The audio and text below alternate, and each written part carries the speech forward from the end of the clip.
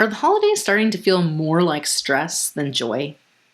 Are you overwhelmed by obligations, stretched thin by your commitments, and barely finding a moment for yourself? Now, if you've ever wondered how to reclaim the magic of the season on your terms, this episode is for you. Welcome to Create Your Happy. Happiness Hussy Christy Holt here, ready for some real talk about creating healthy, loving relationships that make you truly fucking happy. Let's dive in. Hey there, gorgeous human. Welcome back to the Create Your Happy podcast, where we explore how to live authentically and joyfully. I'm your host, Christy Holt, and today we will be diving into how to navigate the holiday season with ease, grace, and most importantly, a touch of self-care. This time of year can really truly be a whirlwind of family expectations, packed schedules, and emotional triggers. But guess what? The rules are all made up. So why not make your own? In this episode, I will be sharing some tips on prioritizing self-care, setting healthy boundaries, and even creating some of your own holiday traditions, the ones that actually light you up. Before we dive in, I want you to take a pause right now. Grab a journal if you can and write down your top 3 holiday stressors. What drains your energy the most during this season? What obligations make your stomach just clench up? Go ahead and pause this episode. I'll wait for you. Got them? Great. Now keep these in mind as we work through the rest of today's episode. Now, close your eyes just for a moment and imagine waking up on your holiday morning with 0 external expectations. What would that morning look like for you? How would it feel in your body? And what activities would you be doing that would bring you joy? I would love to invite you to let this vision guide you as we create your new holiday experience. Now, the holidays can easily drain your energy if you don't carve out time for yourself. As you know from past episodes, self-care is not selfish. It's necessary. It's absolutely required if you are going to show up fully for the people that you love. And this is something that I went into more depth in my episode about self-care not being selfish. So if you want to go a little bit deeper, be sure to check that episode out. I'll tag it up here. Now, some ways that you can do this are to schedule time for yourself as non-negotiable. Now, this could be a quiet morning walk or a warm bath or simply a cup of coffee in peace before everyone wakes up. You can implement these daily micro moments of mindfulness to just keep yourself grounded, even when the world around you is full of chaos. And another idea, and another thing, it's time to let go of perfectionism. Your holiday doesn't need to be Instagram perfect, okay? It just needs to feel good for you. Now, one of my favorite ways to make sure that I carve out time for myself is by creating fun new traditions, like ordering in pizza or Chinese food instead of cooking a big traditional meal. It saves me both the stress of slaving over a stove and then listening to the kids complain about the foods they don't like. And it gives me more time to just enjoy the people that I'm with instead of cooking and cleaning up. You can create your own version of this too. Now, another way that you can simplify your holidays is changing things up in the gift department. So last year, instead of buying my kids a bunch of gifts, we actually created a treasure hunt for the whole family. It was super fun, and it ended up in their discovery that we'd be heading to Mexico in January. It was a lighthearted and fun, low-pressure way to spend the day, and it was much less work than shopping for the perfect presents that truthfully would only be appreciated for a few minutes. Instead, replacing that with an experience that they will absolutely remember for a lifetime.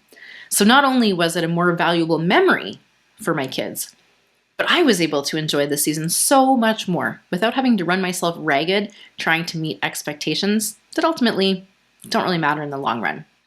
Now, when it comes to the holidays, boundaries are really, really important, and setting boundaries without guilt can be a challenge. But it's important to remember boundaries aren't walls. They're actually pathways to a more peaceful, joyful experience, which you can have during the holidays. And setting boundaries ensures that you're not overextending yourself or sacrificing your well-being for the sake of others. If you need a little bit more support, I do have several resources on my channel around the topic of boundaries. I'll link a few of them below for you in case this is a topic you'd like to further explore. Now, when it comes to communicating your boundaries, it is really helpful to communicate them early and clearly. For example, I won't be able to stay the whole day, but I'd love to come by for a couple of hours, right? And if you communicate this early and then you're very clear about what you are able to do, this will make it go a little bit more smoothly. When it comes to these exchanges, it's helpful to use I statements to express your needs. That way there isn't an interpretation of your placing blame. So this would look like, I need some quiet time during the afternoon to recharge before we carry on. And it's important as well to remind yourself that setting boundaries isn't about rejecting other people. It sure can feel like it, but in truth, it's not. It's actually just about protecting your energy so that you can allow yourself, create the space in which to be present when you do engage with the people that you love the most. I know what some of you are thinking. You're thinking, but Christy, my mom will be heartbroken if I don't come to her 3-day holiday extravaganza. Or my kids will be so disappointed if we don't do all of the holiday things. Or maybe my family will think I'm so selfish for wanting alone time during the holidays. But here is the truth. When you set boundaries with love and with clarity, you're actually giving everyone a gift because you will be showing up as your best self rather than a resentful, exhausted version of yourself. Bonus, you're modeling healthy behavior for your kids and your family too.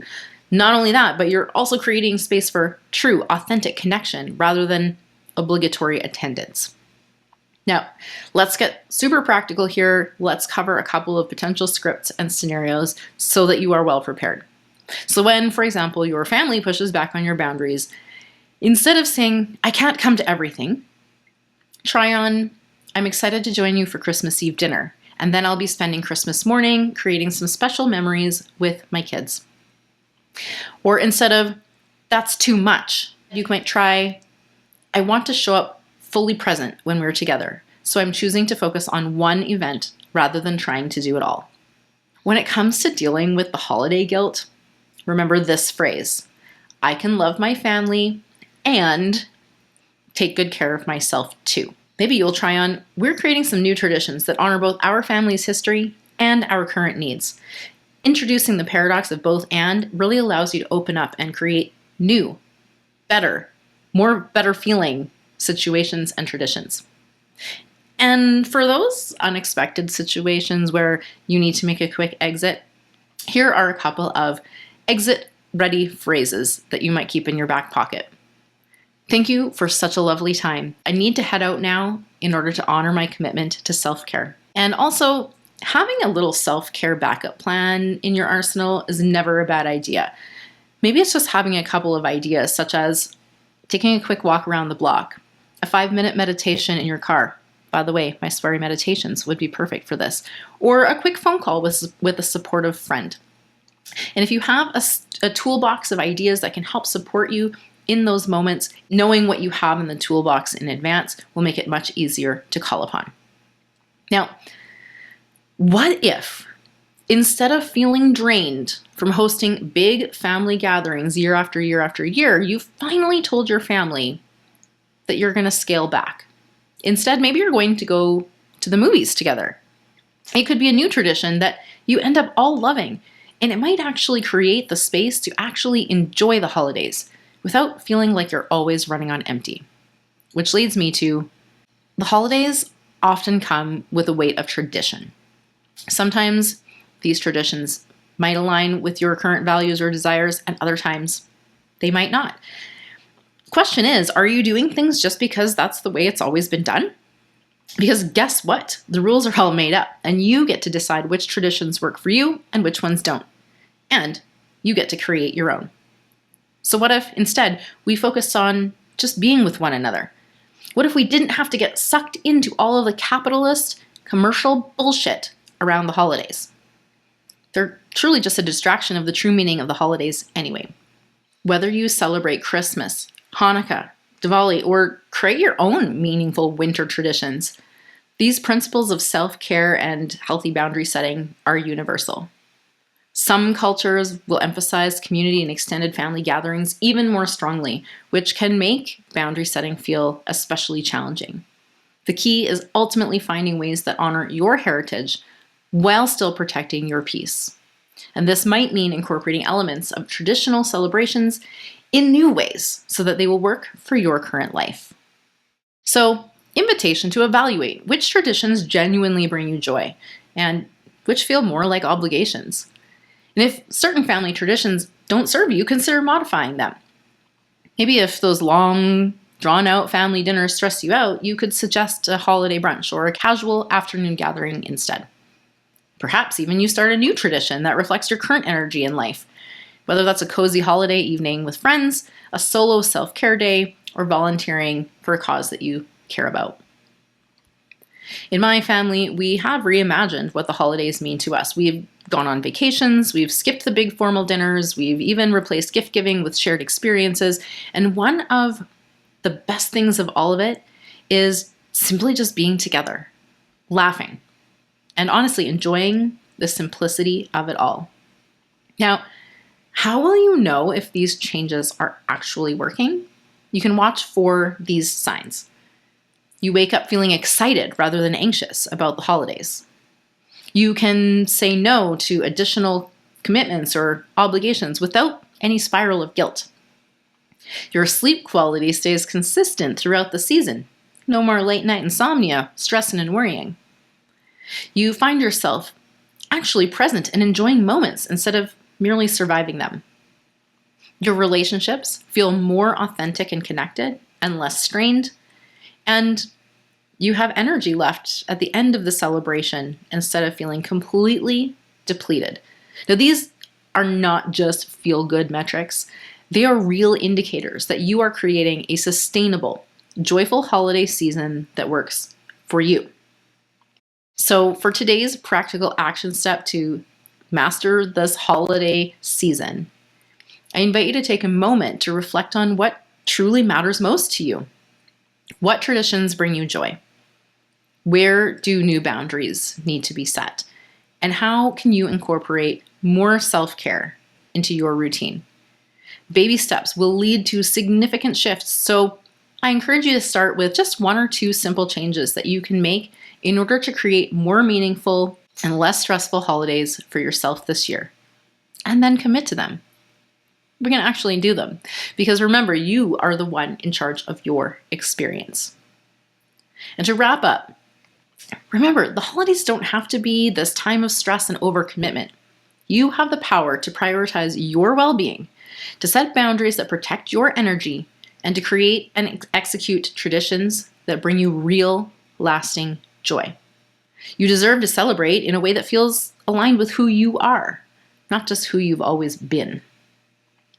Now, if today's episode resonated with you and you're ready to create new, more joyful experiences in life and love, I invite you to check out my book, Love Unstuck, for even more tools to help you navigate relationships with self-love and authenticity today and every day.